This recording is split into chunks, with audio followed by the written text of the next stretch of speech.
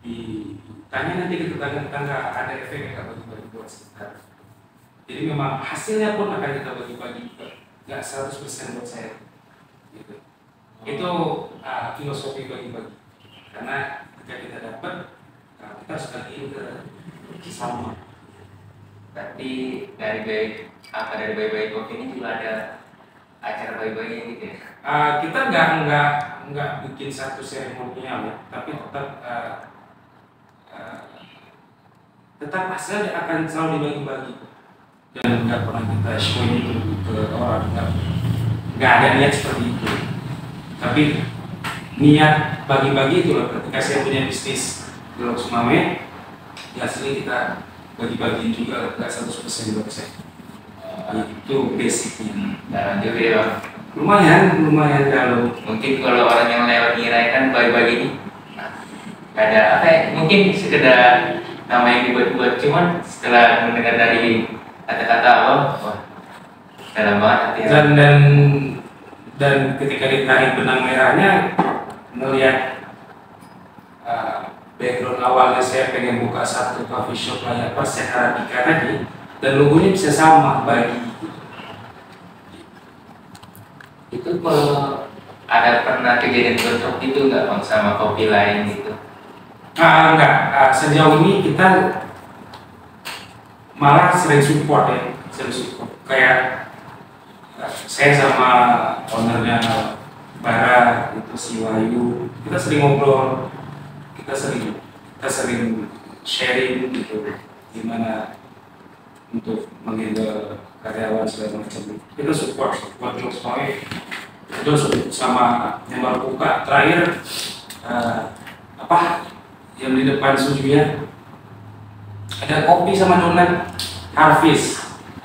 Harvest ya, itu juga kita orangnya sebelum dia kan cabang di Banda Aceh, kebetulan teman saya dari kecil juga dari sekolahan, dia suka sharing. Ownernya beri sih, kita suka sharing soft kopi, jadi saya support sih. Nggak ada merasa Ada sayang ya. Jadi Bang, yang membuat apalah makanan atau minuman yang menjadi ciri khas dari bayi-bayi kopi? Kita di sini lebih ke pastry-nya sebenarnya. Jadi awalnya dengan kapasitas meja yang berjauhan, otomatis kita harus ambil resiko jual dengan harga yang lebih tinggi. Pasti itu pilihan bisnis ya. Jadi bagi-bagi nanti marketnya siapa nih? Marketnya menengah ke atas, menengah ke bawah masuk, dia pasti masuk, tapi sekali dia nggak bakal gitu, dia nggak bakal menolak karena dia terkesan mahal. Jadi marketnya si menengah ke atas ini kita otomatis lebih ke pastry-nya. Jadi produksi pastry itu adonan tepung yang berlayer-layer biasanya. Ya kalau simpelnya contohnya itu pastry itu kayak croissant atau croissant, Danish pastry ya, itu beda dengan bolu. Intinya adonan kue yang dari tepung, tapi berbeda dengan bolu. Dia pakai butter di dalamnya. Kita jual itu awal di sini. Croissant, Danish gitu. Sampai sekarang masih ada juga Bang? Tapi kita udah bergeser karena marketnya ternyata di sini nggak bisa beli dengan harga setinggi itu. Jadi kita geser lebih ke dessert sekarang, menyesuaikan market. Dan untuk kopi kita nggak terlalu ngejar di sini karena udah banyak brand-brand lain yang memang kopinya enak, sehatnya juga enak. Yang kita nggak mau ngejar di situ. Biar aja orang punya kolomnya masing-masing. Jadi kita mau mencari sekarang lebih ke non kopi. Itulah kenapa kita ke depan akan mulai produk yang lebih banyak ke non kopi. Jadi termasuk dessert tahun ini apa Bang? Untuk pastry-nya, Ya. untuk pastry-nya kita paling kita sampai sekarang itu khusus yang ada di Chile, di Maripon seperti itu. Nah, itu juga ada perubahan. Dulu kita jual chokes namanya. Dia chokes itu di atas, jadi seperti sus dia tapi lebih di atas lagi, rasanya bentuknya lebih bagus.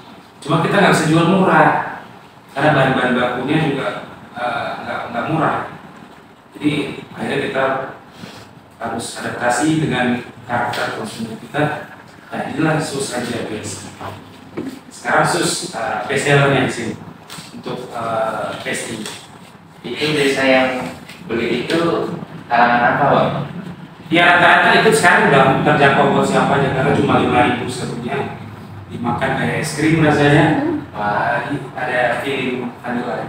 Ini apa dicobain nih, Bang? Harus karena itu best seller.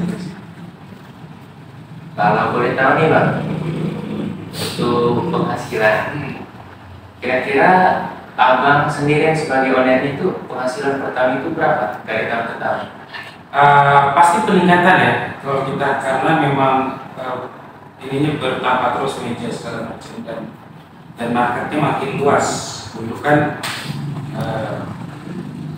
orang coba terus merasa mahal balik lagi, tapi lama-lamaan satu coffee shop, satu tempat itu pasti punya market, terutama untuk semua media nggak akan bisa bertahan kalau pasarnya itu nggak ada. Jadi alhamdulillah bagi-bagi punya loyal customer ya. Alhamdulillah banget. Mereka kalau masuk rata-rata nggak lihat tangga. Langsung ke sini. Ya. Kalau mahasiswa yang reguler di sini FK 5. Sampai kita bikin promo khusus buat mereka pada saat itu. Cuma sebulan khusus bulannya FK 5. Nanti sama komunikasi juga boleh gitu. Sering ke sini. Untuk pendapatan perlu angka detail atau kurang lebih aja? Kurang lebih aja. Untuk per tahun bisa dicek di FYP saya juga sih. Karena kita lapor pajak jelas. Setahun itu kita di angka berarti 800 sampai 1,2 M. Banyak juga ya, Bang, per tahun. Ya, 800 sampai 1,2. Kalau lagi kita punya high season, low season juga ya semuanya. Low season itu pada saat kampus libur kita low season karena memang mayoritas penikmat coffee shop kan mahasiswa. Iya, semua bikin tugas segala macam. Karena nanti kalau yang pelajar-pelajar itu cuma cari tempat yang estetik gitu. Iya. Jadi itulah angkanya rate-nya 800 sampai 1,2. Jadi orang-orang ini nggak ada rencana gitu untuk pelebaran gitu, cabang gitu kan? Kalau buka cabang, alhamdulillah kita baru dapat lahan di Bali. Di Bali, Bang? Ya, kita mau expand tahun depan, insya Allah bulan 2 sebelum puasa kita baru mulai pembangunan di sana. Jadi targetnya akhir tahun 2024 Bali udah punya adik di Pererengan Canggu Bali. Kenapa milih yang di Bali, Bang? Kenapa nggak yang dekat-dekat aja gitu kayak di Medan?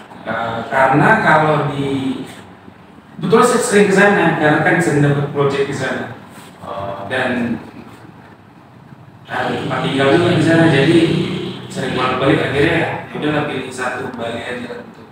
Tapi mungkin besar nama yang sama tapi dengan jenis produk yang beda bisa. Saya lebih ke restoran kan, coffee shop. Boleh di Bali. Iya boleh. Udah kali kayaknya untuk bicara panjang kayaknya.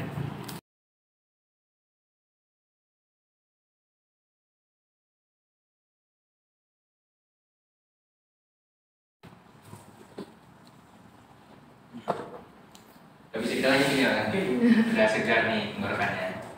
Jadi Bang, ini saya mau nanya, saat Abang dari awal Abang buka sampai sekarang itu, apakah ada masalah gitu yang terjadi gitu, yang pernah terjadi di sini? Komplain customer maksudnya. Kayak beli Kalau komplain customer ya itu pasti ada ya, karena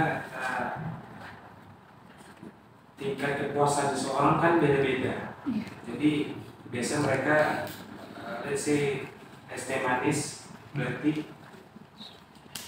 di tempat lain bulannya semana, di kita semana gitu. Kalau hal itu yang pasti selalu ada.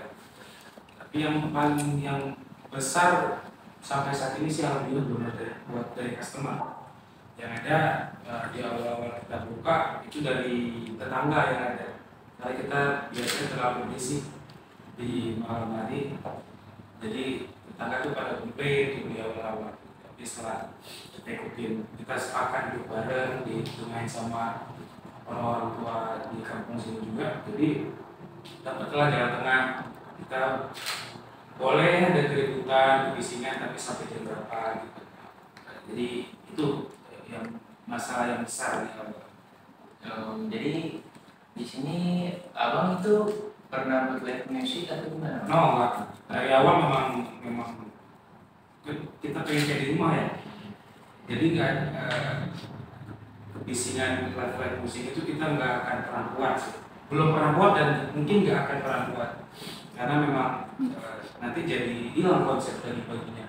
Dari rumah kan tenang, santai gitu, bukannya orang yang live musik gitu enggak. Kita di sini nggak gitu maksudnya.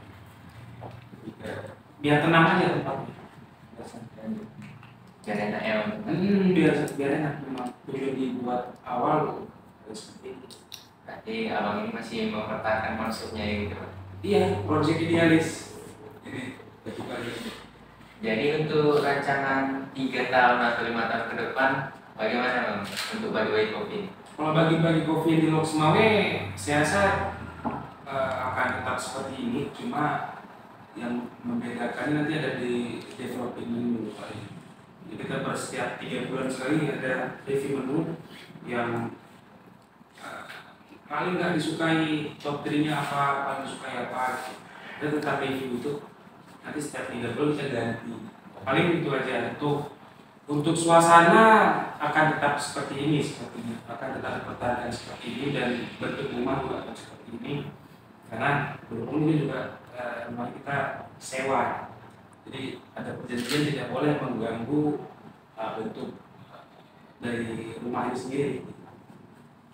Jadi kalau ditanya plan yang akan ke depan 3 tahun ke depan, untuk lokasi tetap sama, bedain itu nanti cuma di menunya aja. Menyesuaikan ya. Ya, terus ada di menu. Oh iya bang, tadi kayaknya saya lupa menanyakan ya. Untuk bagian waktu awal abang buka nih, yang mensupport abang itu siapa aja kalau boleh tahu? Support materi atau apa? Atau tenaga atau apa? Semuanya bang, kalau bisa. Kalau tenaga banyak sih teman-teman di sini yang ikut bantu juga di awal. Tapi kalau untuk ide, konsep segala macam itu memang benar-benar sendiri semua. Benar-benar yang ada di kepala saya yang buat di situ. Menu semua juga dari sendiri. Dari orang tua ada mendukung juga bang. Orang tua pasti mendukung kalau masih ada. Cuma saya ini tidak ada lagi. Udah orang ayah itu udah kaya. Nggak beda ya. Benar-benar sendiri. Dan juga ceritanya Mama semua. jadi orang abang ini pada awal itu gimana bang? Apakah waktu awal buka itu abang yang ngurus sendiri atau gimana? Iya, saya tetap ngurus sendiri, tetap dibantu. Jadi sebulan sebelum buka udah mulai perekrutan karyawan. Saat itu kita pakai karyawan itu 5 orang karyawan mulai dengan berarti dengan saya 6. Kita mulai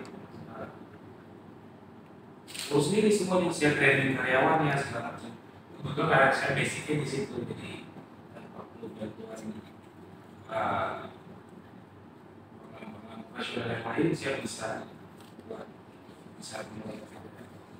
Berarti karyawan yang dulu itu sampai sekarang masih tetap ya? No, nggak ada lagi karena maksimal di sini harus kerja 2 tahun bersama saya. Ditetapkan ya? Iya, karena saya pengen mereka berkembang. Di sini nggak ada bisa berkembang lagi setelah 2 tahun karena tidak membutuhkan posisi tinggi untuk ada di bagi-bagi sini. Mentok di supervisor. Jadi setahun 2 tahun tuh bisa sih udah mulai